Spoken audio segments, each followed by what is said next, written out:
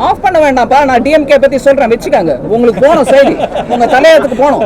அதனால ஊழல் கூட்டணிக்காரங்க எங்க கூட்டணியை பத்தி பேசினா எனக்கு சிரிப்பு வருது. கோர்ட் மூலமா அமைச்சரா உட்கார்ந்து இருக்கிறவருங்கள கோர்ட் மூலமா கேள்வி கேட்டு பதவி விலக வேண்டிய நிர்பந்தம் யாருக்கு வந்துச்சு? எந்த கூட்டணிக்கு வந்துச்சு? ஜாதிக்கு வெற்றி திமுக தேடுதா? சமத்துவம் நாங்க ஜாதிய பத்தி பேசவே கூடாது. டிஎம்கேல நாங்க போராடினதுனால தான் எங்களுக்கு வந்துச்சுன்னு சொல்ல வேணாம். இன்னைக்கும் நான் தெருவில் போகும்போது போர்டு பாக்குறேங்க, ஜாதி பேருடன் பேரு இந்த தமிழ்நாட்டில் இன்னைக்கும் இருக்குது. மனித கழிவை குடிநீர்ல சேர்க்கிறது இந்த தமிழ்நாட்டில் தான் நடந்திருக்கு. வடக்குல சில ஸ்டேட்ஸ் பாருங்க முன்னேறல அப்படின்னு சொல்றாங்களே, அந்த ஸ்டேட்ல கூட இந்த மாதிரி மனித கழிப்பை கொண்டு போய் தண்ணியில குடிக்கிற தண்ணியில சேர்க்கல. ஜிஎஸ்டினா ஐயோ மோதி போயிட்டார் வரின்னு அந்த லைன் இங்க எதுக்கோ வந்துட்டே இருக்கு. அது தப்பு. மிடில் கிளாஸ் மேல கூட வரி போட்டாங்க இல்லைங்க. நான் ஒத்தி மாத்திரம் எனக்கு வேணும் இந்த வரி கொடுங்கன்னு கேட்க முடியாது. ஜிஎஸ்டியை கம்பேர் பண்ணும்போது 2024 விட ஒரு 9% இன்க்ரீஸ் ஆயிருக்குன்னு நீங்க நேற்று கொடுத்துருந்தீங்க. வரி செலுத்தக்கூடியவர்களுக்கு நன்றின்னு சொல்லியிருந்தீங்க. ஆனா இன்னொரு தரப்பு என்ன சொல்றாங்க, நடுத்தர மக்கள்லாம் வரி செலுத்தக்கூடிய நிலைமைக்கு ஆளாயிட்டோம், கஷ்டப்படுறவங்கிறாங்க.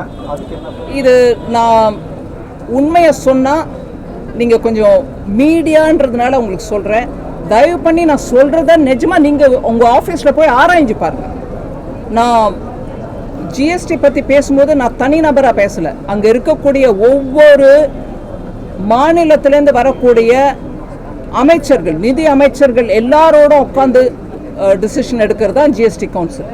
அதனால ஜிஎஸ்டினா ஐயோ மோதி போயிட்டார் வரின்னு அந்த லைன் இங்க எதுக்கோ வந்துட்டே இருக்கு. அது தப்பு.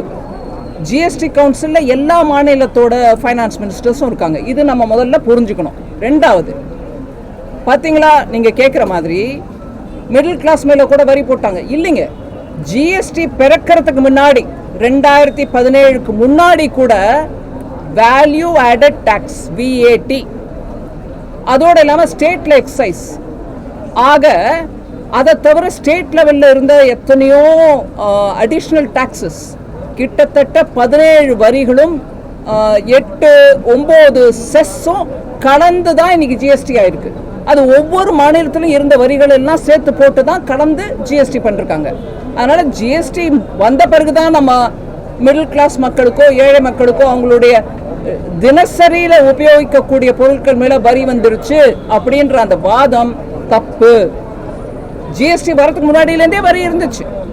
ஆனா ஜிஎஸ்டி வந்த பிறகு நீங்க வந்த பிறகு நீங்க என்ன பண்ணீங்கன்னு கேட்டீங்கன்னா, முன்னாடி இருந்த வரி விகிதத்தை விட ஜிஎஸ்டி வந்த பிறகு வரி விகிதம் குறைஞ்சிருக்கு. அண்ட் இப்போ நடக்கிற முயற்சி, அதாவது குரூப் ஆஃப் மினிஸ்டர்ஸ் மூலமா நடந்துட்டு இருக்கிற முயற்சி இன்னும் அதை குறைக்கிறதுக்கு தான். அதனால ஜிஎஸ்டி வந்த பிறகுதான் நம்மளுக்கு வரி வந்துருச்சுன்றது தப்பான வாதம். ஏன், அதுக்கு முன்னாடியும் இருந்துச்சு. ஆனா கடைகள்ல பில்லு கொடுக்கும்போது அதை காட்டியிருக்க மாட்டாங்க. இப்ப கடைகள்ல பில்ல சென்ட்ரல் ஜிஎஸ்டி, ஸ்டேட் ஜிஎஸ்டி அப்படின்னு கிளியரா போட்டு உங்க கையில கொடுக்கறதுனால நம்மளுக்கு இப்ப தோணுது, ஓஹோ இப்பதான் நம்ம கட்டுறோமா, ஜிஎஸ்டி வந்த பிறகுதான் வரி கட்டுறோம் போல் இருக்கு அப்படின்னு தோணுது. தப்பது. முதலையும் இருந்துச்சு, இப்பவும் இருந்துச்சு. இப்ப நேர்மையாவும் வெளிப்படையாவும் அந்த பில்லுல நாங்க போடுறோம், இத பாருங்க இது இந்த ஐட்டம்க்கு 5% வரி, அதுல 2.5 மாநிலத்துக்கு போகுது, மீதி 2.5 மத்திய அரசுக்கு வருது. அதை போட்டு காட்டுறதுனால இப்போதான் வரி வந்துருச்சுன்னு நினைக்கிறாங்க. இல்லை. லாஸ்ட் பாயிண்ட், ஜிஎஸ்டியில் எடுக்கக்கூடிய ஒவ்வொரு தீர்மானமும் எல்லா மாநில அமைச்சர்களுடைய ஒப்புதல் சேர்ந்துதான், அவங்களுடைய ஒப்புதலுடன் தான் டிசிஷன் நடக்குதே தவிர நான் ஒத்தி மாத்திரம் எனக்கு வேணும் இந்த வரி கொடுங்கன்னு கேட்க முடியாது. அதனால ஜிஎஸ்டியை பற்றி நான் மீடியாவை தயவு பண்ணி கேட்டுக்கிறேன், கொஞ்சம் மக்களிடையே இதை பற்றி உணர்வு, அதாவது இதை சரியான புரிதலை ஏற்படுத்த முயற்சி பண்ண வேண்டுமாக. ஜாதிவாரி கணக்கெடுப்பு வந்து நடத்தப்படுவது மத்திய அரசு அறிவிச்சிருக்கீங்க. ஸோ வந்து திமுக கிடைத்த வெற்றி அப்படின்னு சொல்லிட்டு அவங்க கிளைம் பண்றாங்க, இந்தியா கூட்டணிக்கு கிடைத்த வெற்றி அப்படின்னு கிளைம் பண்றாங்க. முதல்ல ஜாதிக்கு வெற்றி திமுக தேடுதா? சமத்துவம் நாங்க நீங்க கேட்ட கேள்விக்கு பதில் சொல்றேன். ஜாதிய பற்றி விஷயத்தில் திமுக வெற்றி தேடுதா? மத்திய அரசு சென்சஸ்ல நாங்க கொண்டு வரோம்னு சொன்னோம், தப்பு ஒண்ணு இல்லை. பல பேர் கேட்டிருக்காங்க. இன் பிரின்சிபல் அப்ரூவல் நாங்க கேபினெட்ல கொடுத்துருக்கு. ஆனா அது எங்களுடைய வெற்றி எப்படின்னு சொன்னா, ஜாதியை பத்தி பேசவே கூடாது டிஎம்கேல. அதனால எல்லாத்துலயும் அரசியல் ரீதியா லாபத்தை தேடுறதுக்கு முயற்சி பண்ணக்கூடாது. தமிழ்நாட்டில் சமத்துவத்தை கொண்டாங்க. சென்சஸ் வரும் எப்படியா இருந்தாலும், அதுல இந்த டேட்டா வரும் எப்படியா இருந்தாலும், எல்லாருக்கும் அந்த டேட்டா வெளிப்படையா உதவுறதுக்கு தான் சென்சஸ் மூலமா எடுக்கிறோம். அதனால இதுல உடனே ஒரு குயுக்தி அதை திருப்பிக்கிட்டு நாங்க போராடினதுனால தான் எங்களுக்கு வந்துச்சுன்னு சொல்ல வேணாம். இன்னைக்கும் நான் தெருவில் போகும்போது போர்டு பாக்குறேங்க, ஜாதி பேருடன் பேரு இந்த தமிழ்நாட்டில் இன்னைக்கும் இருக்குது. ஜாதி விவகாரத்தில் இன்னைக்கும் கழிவு, மனித கழிவை குடிநீர்ல சேர்க்கறது இந்த தமிழ்நாட்டில் தான் நடந்திருக்கு. எங்கேயும் நம்ம கொஞ்சம் ஒரு விதமா நாங்க நல்லா முன்னேறிட்டு இருக்கோம், வடக்குல சில ஸ்டேட்ஸை பாருங்க முன்னேறல அப்படின்னு சொல்றீங்களே, அந்த ஸ்டேட்ல கூட இந்த மாதிரி மனித கழிப்பை கொண்டு போய் தண்ணீரை குடிக்கிற தண்ணீரை சேர்க்கல. அதனால இந்த விஷயத்துல அரசியல் ரீதியா பார்க்காம, இதனால நம்ம அதுல இருந்து வரக்கூடிய டேட்டாவை வச்சுக்கிட்டு பின்தங்கி இருக்கிறவங்களுக்கு எப்படி இன்னும் வாய்ப்புகள் கொடுக்க முடியும்ன்றத பத்தி யோசிக்கணுமே தவிர, கொஞ்சம் நாங்க வென்றோம் நீங்க தோத்தோன்ற அந்த பேச்சை கொஞ்சம் விட்டுறணும். மத்திய அரசு இன்னும் நிதி கொடுக்க மாட்டேங்குது, இருந்தாலும் தமிழகம் தொடர்ச்சியாக முன்னணியில இருக்குன்னு சொல்லி முதல்வர் சொல்லிட்டே இருக்காரு. நான் ஒவ்வொரு முறையும் பேசிட்டு தான் இருக்கேன், எவ்வளவு நம்ம கொடுக்குறோம் எவ்வளவு கொடுக்கல, எல்லா ஸ்டேட்டுக்கும் எப்படி கொடுத்துருக்கோம். எனக்கு பிரைவேட்டா சில மெம்பர் கிட்ட, அதாவது ஆளுங்கட்சி இங்க இருக்கக்கூடிய ஆளுங்கட்சி கிட்ட இருந்து மெம்பர் கிட்ட இருந்து நான் பேர் எடுக்க விடும்போது அவங்க கிட்ட இருந்து மெசேஜ் வருது, நன்றிங்க வேலை வாய்ப்பு திட்டம் இருக்கு பாருங்க, கிராமப்புற வேலை வாய்ப்பு திட்டம் மன்ரேகா, அதுக்கும் பணம் கொடுத்துருக்கோம். ஓ நன்றி, அந்த பணம் வந்துருச்சு. பிரைவேட்டா எனக்கு நன்றி, பப்ளிக்கா இது நீங்க புரிஞ்சுக்கிட்டா சரிதான். ஒரு சீரியஸான இஷ்யூ என்னன்னா, சிபிஎஸ்சியில படிக்கக்கூடிய ஸ்டூடெண்ட்ஸ்க்கு 3rd 5th and 8th 30 மார்க்குக்கு கீழே வாங்கினா ஃபெயில் பண்ணுங்க, ஆல் பாஸ்ங்கிற சிஸ்டமே வேணாம்னு சிபிஎஸ்சி சொல்றாங்க. இதுக்கு கடுமையான ஒரு எதிர்ப்பு தமிழ்நாட்டில இருந்து வந்திருக்கு. இது தேசிய கல்விக் கொள்கையோட ஒரு ஆரம்பம் தான் அப்படின்னு சொல்றாங்க. ஆல் பாஸ் சிஸ்டம் வேணாமா, குழந்தைகளுடைய மனநிலையை சிதைக்கும், சின்ன குழந்தை அப்படிங்கிற மாதிரியான நிறைய. இது ஒரு வெரி காம்ப்ளெக்ஸ் இஷ்யூ. பாஸ் ஆனாதான் குழந்தைக்கு ஃபியூச்சர் அப்படின்றதுனால எல்லாரையும் பாஸ் பண்ண வச்சுட்டு, அதில் கூட ரொம்பவே இன்னும் ஒரு வருஷம் படித்தாதான் இந்த பிள்ளைக்கு நல்ல ஒரு அறிவு, அதாவது அந்த அளவு லேர்னிங் கிடைக்கும் அப்படிங்கிறத கூட யோசிக்காம எல்லாரையும் பாஸ் செய்யறதுனால மாத்திரம் சைக்காலஜி இம்ப்ரூவ் ஆகுன்றது இல்லைங்க. இதை படிப்பின் குவாலிட்டியை பற்றி யோசிக்கணும். அதுக்கு ஒவ்வொரு மாநிலமும் கூட முயற்சி எடுக்கணும். படிப்போட குவாலிட்டி குறைய பிள்ளைகளோட எதிர்பார்ப்பும் ஜாஸ்தியாகுது. அதுவும் அந்த மனநிலையும் யோசிங்க. அவங்க காலேஜுக்கு வரும்போது ஏங்க நாங்கள் குவாலிஃபை ஆகுறதில்ல ஐஐடின்னு யோசிக்கும் போது, அப்போ குவாலிட்டி என்னாச்சு, எல்லாரையும் ஒட்டு மொத்தமாக பாஸ் பண்ணிட்டே போகிறதுனால. அதனால இதெல்லாம் பிளாக் அண்ட் ஒயிட் பதில் சொல்ல முடியாதுங்க.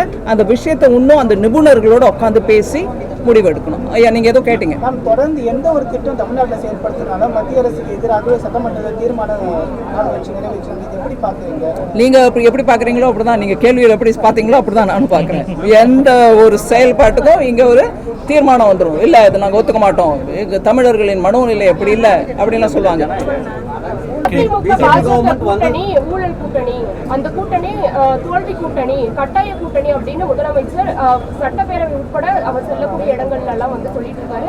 அதே போல கூட்டணி கட்சியினரும் கூட விமர்சனம் பண்ணிட்டு இருக்காங்க. அதே போல கூட்டணியை பற்றி விமர்சிக்கிறதுக்கு முன்னாடி கோர்ட் மூலமா அமைச்சரா உட்கார்ந்து இருக்கிறவருங்களை கோர்ட் மூலமா கேள்வி கேட்டு பதவி விலக வேண்டிய நிர்பந்தம் யாருக்கு வந்துச்சு, எந்த கூட்டணிக்கு வந்துச்சு?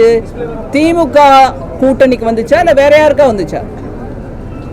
ஊழல் காரணமாக கோர்ட், சுப்ரீம் கோர்ட் வரைக்கும் போய் இன்னைக்கு தேதிக்கு 2 அமைச்சர்கள், ஒரு அமைச்சர் ஊழல், இன்னொரு அமைச்சர் இன்னொரு விஷயம், இறங்கிக்கிட்டே இருக்காங்க பதவி, இல்ல கோர்ட் மூலமா கேள்வி கேட்டுட்டே இருக்காங்க. அப்பேற்பட்ட கூட்டணியை நடத்துற மாண்புமிகு அமைச்சர், முதலமைச்சர் அவர்கள் எங்க கூட்டணியை பத்தி பேசினா எனக்கு கொஞ்சம் என்ன புரியலைங்க. இது யாரை பத்தி பேசுறது? இங்கிலீஷ்ல சரி, இங்கிலீஷ்ல ஹூஸ் கோட்டிங் த பைபிள்னுவாங்க. நான் அந்த வார்த்தையை உபயோகிக்கல, எஸ்ன்னு ஆரம்பிக்கும் இல்லைங்களா? நம்ம எல்லாருக்கும் புரியும். அந்த மாதிரி இருக்குது வேற விவகாரம்.